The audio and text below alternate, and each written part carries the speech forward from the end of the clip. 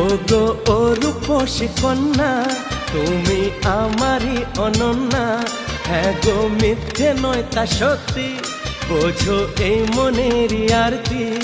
আমার এই যাতনা দেখে আরে গুঞ্জন গুনগুন করে যদি মনেতে, শোনাতে পারো তা চুপি চুপি কানেতে।